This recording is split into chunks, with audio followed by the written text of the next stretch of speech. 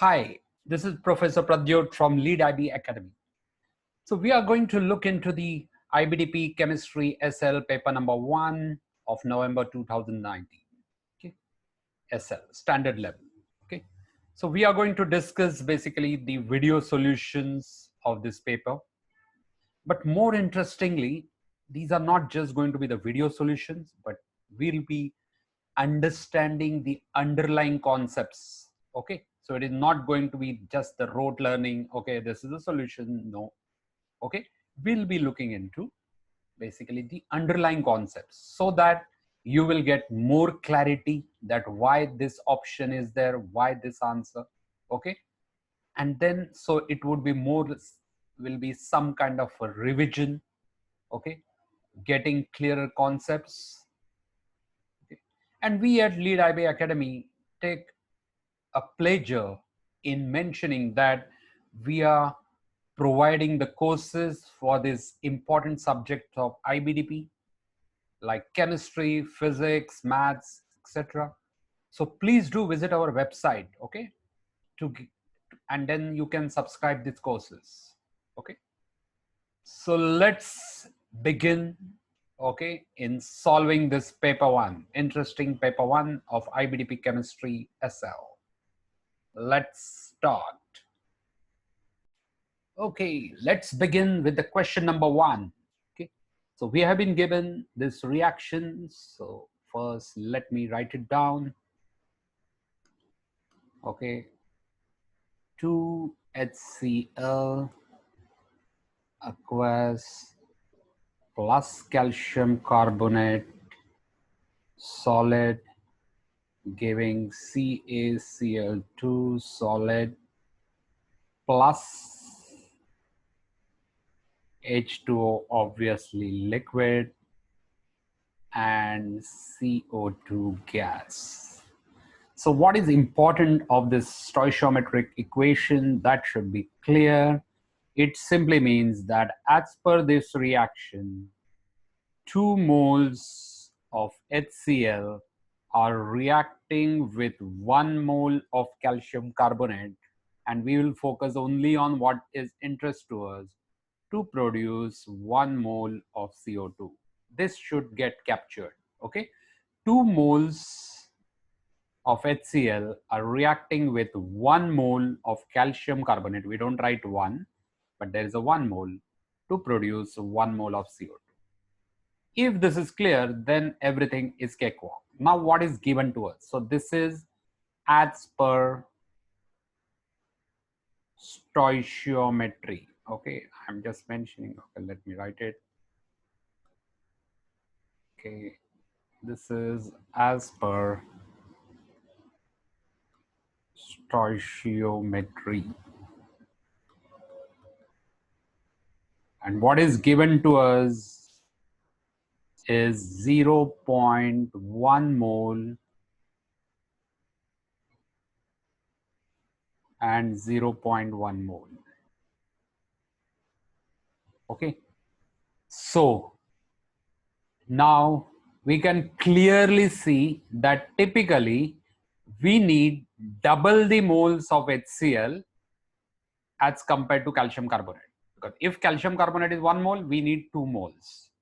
While in this case, what is the problem? The problem is that we have taken, okay, both are equal, 0.1 mole.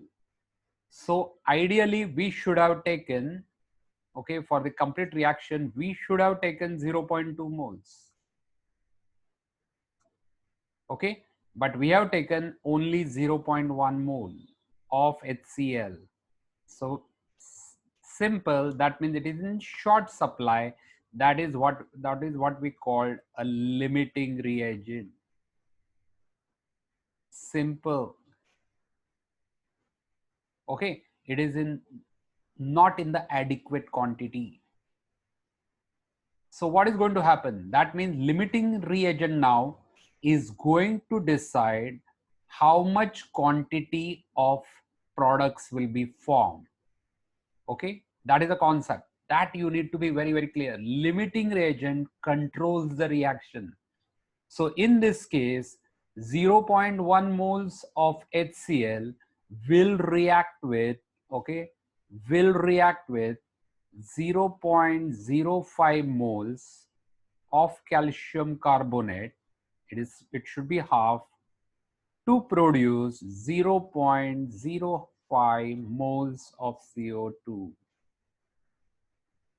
Okay, very simple. Okay, so which is the, now let's come back to the question.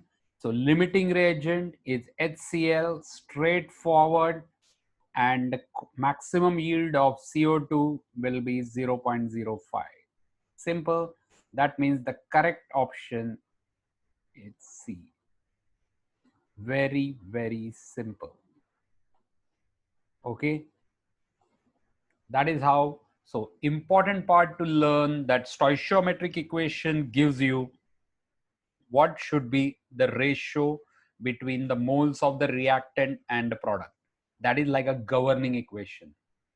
So if we don't take the adequate quantity, that quantity becomes the limiting reagent. It puts the constraints.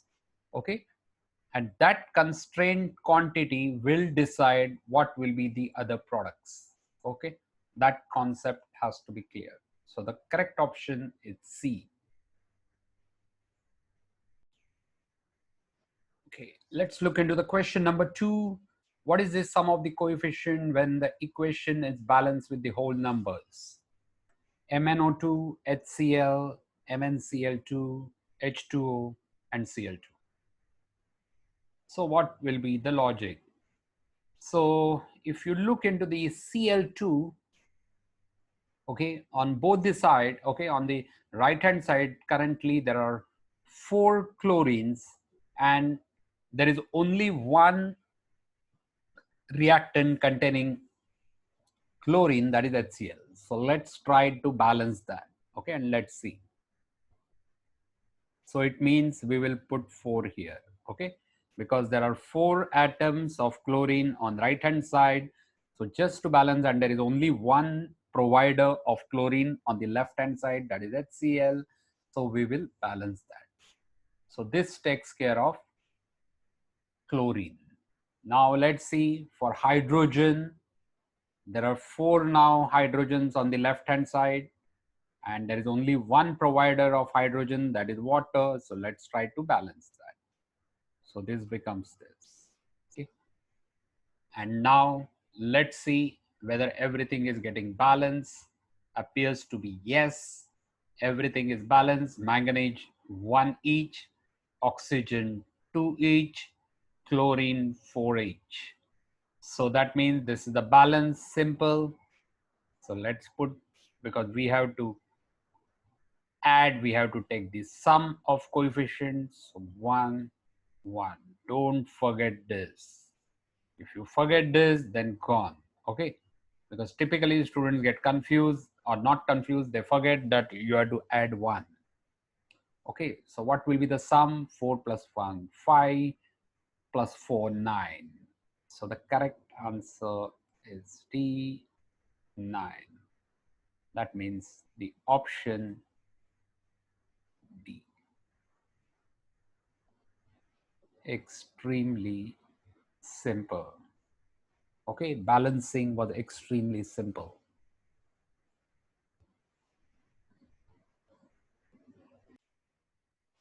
Okay, let's look into the question number 3, which is correct. Mixtures are either homogeneous or heterogeneous, and their chemical properties are an average of individual component properties. No way, this is not correct.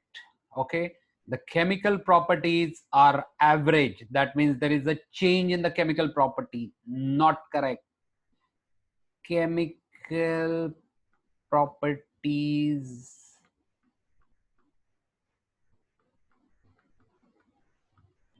do not change.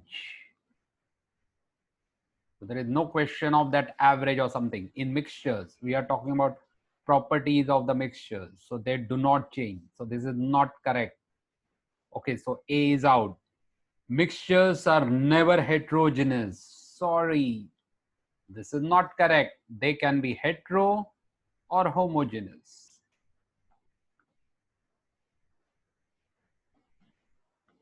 Okay, heterogeneous or homogeneous. What are the examples? Okay, for example, for heterogeneous, it can be sand and water. And what about homogeneous? It can be a salt solution. Okay. So in case of salt solution, let's say in water, we put the table salt. So sodium chloride is basically has been dissolved in water. So it retains the chemical properties. Okay. So so it's a good example. Okay. Solution. Mixtures are either homogeneous or heterogeneous. This is correct. And the components retain their individual chemical properties. Absolutely. Okay. So C is correct, but let's see about D. Mixtures are never homogeneous. Sorry. Solutions are the mixtures and they are very much homogeneous. Okay. So the correct option is C. Okay. So that is the concept, what you need to understand. Mixtures can be homogeneous or heterogeneous. Homogeneous means like a solution. So individual components, we cannot separate them out, okay, easily. While if it is a heterogeneous, we can easily separate them out, okay, by physical means, physical separation, okay, like using sieves or a mesh, okay. That is a good example of mixtures. Hope this is quite clear.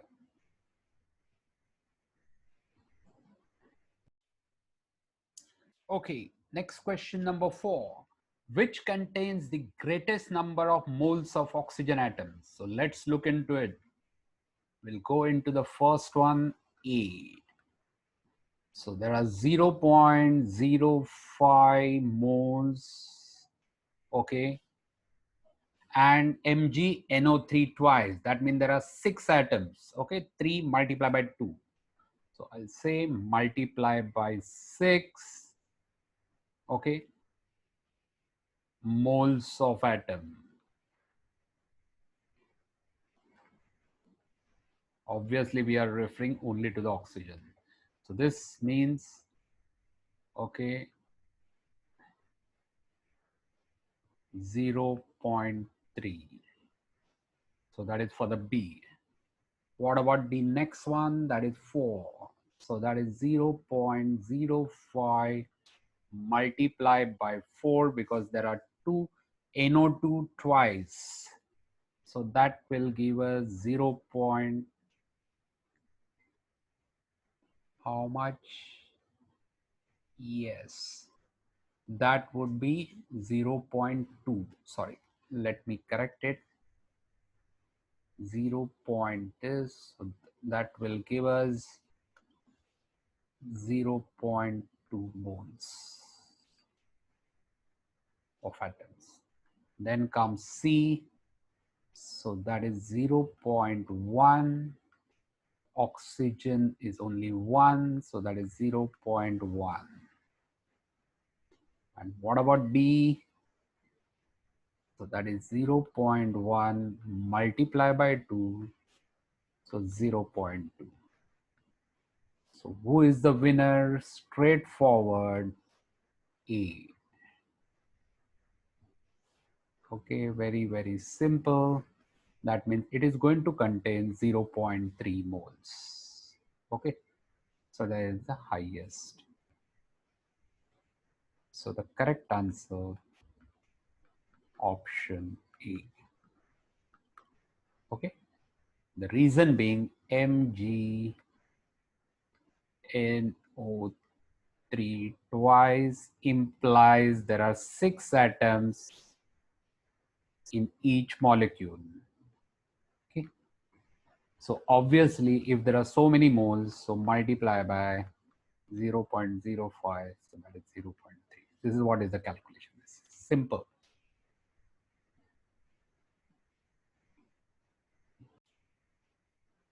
Okay. Question number 5, what is represented by A in this? So let's try. Okay. Sorry. So X, A, and Z. So what is Z? Z means its number of protons. Okay, it is called a proton number. And this is basically atomic mass. Now we know that mass of the atom comes mainly from proton and neutrons. So basically atomic mass number is nothing but proton plus neutron. And we know very well that both proton and neutrons, they are inside the nucleus. And therefore these particles, proton and neutrons, are called nucleons.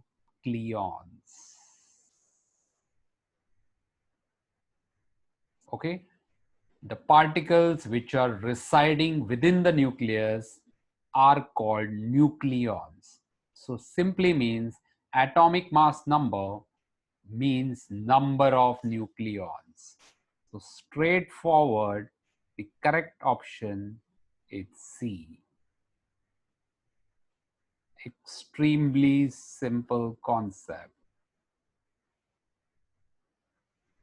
Okay. So it could have been atomic mass number because many times students are familiar only with atomic mass, this one, but you need to be aware of that atomic mass comes purely because of the protons and neutrons. Electron mass is negligible as compared to proton and neutrons. That's why we ignore it and we say that the mass of the atom purely because of the proton and neutron, and these particles are staying within the nucleus, so therefore they are called as nucleons. Okay, so it should be very simple one.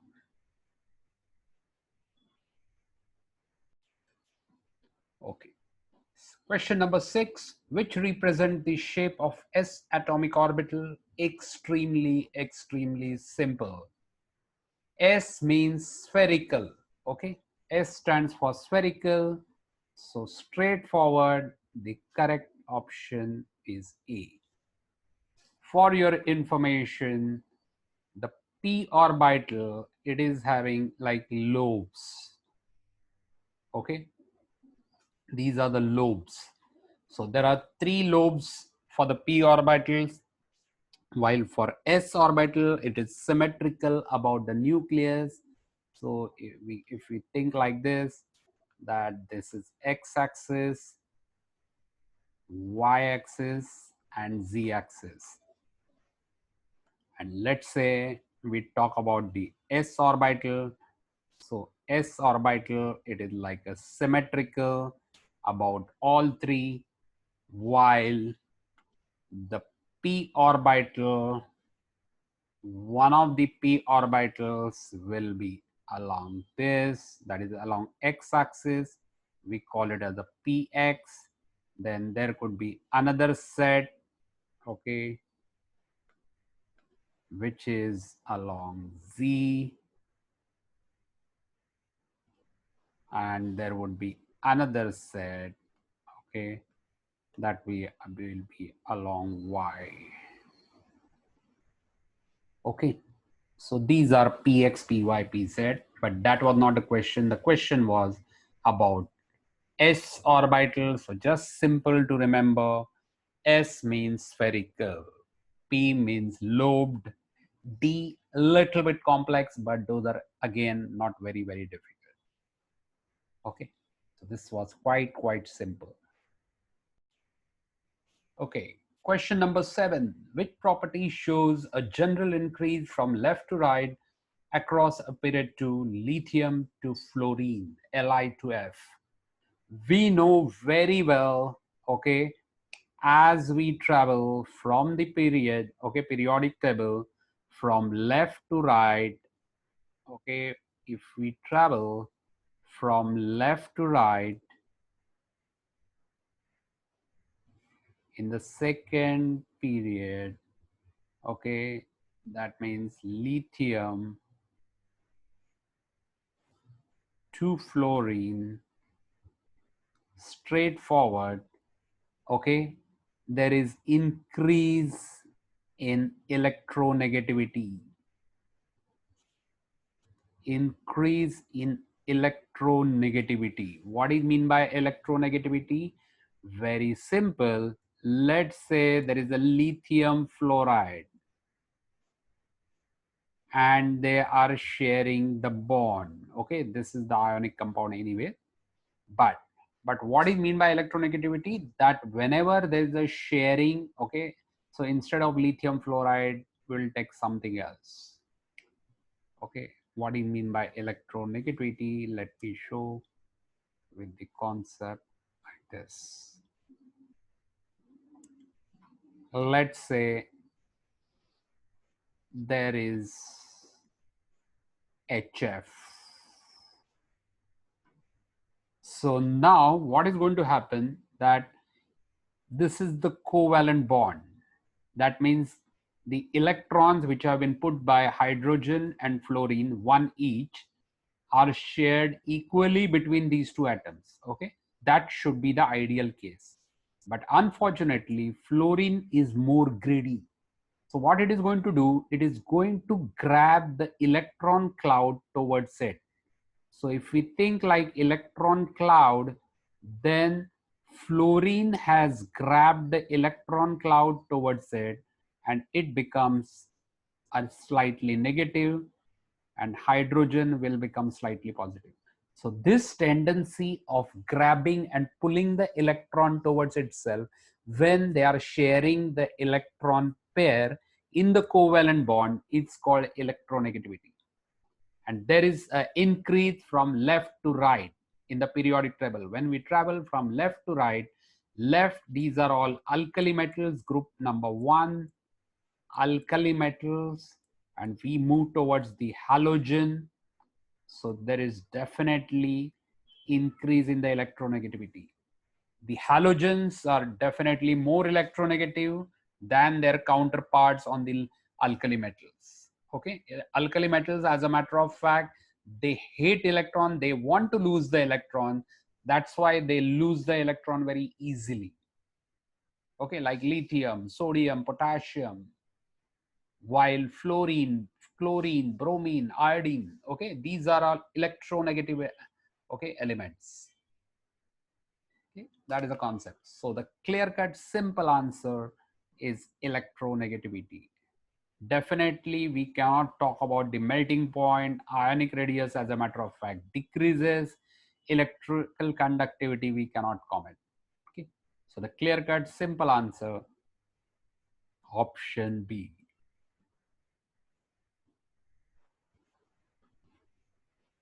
Okay,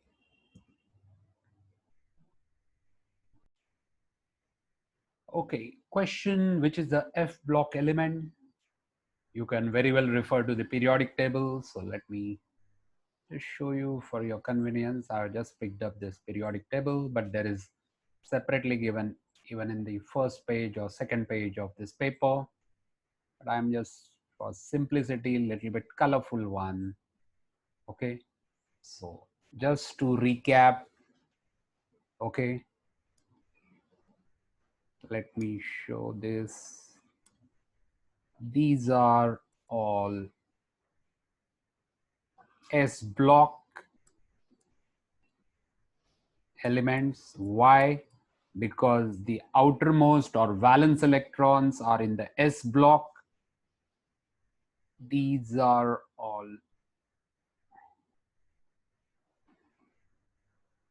P block. Again, why? Because the outermost or valence electrons are in the P orbital. These are all D block.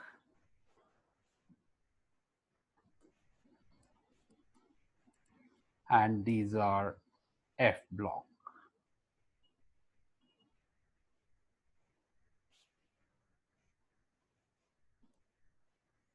So the question that out of this, which is the F block? Okay, so we can look into it. Okay, first of all, tin, strontium, these are out of question. Okay, so only we will check what about this. We can clearly see SM is F block. Straightforward without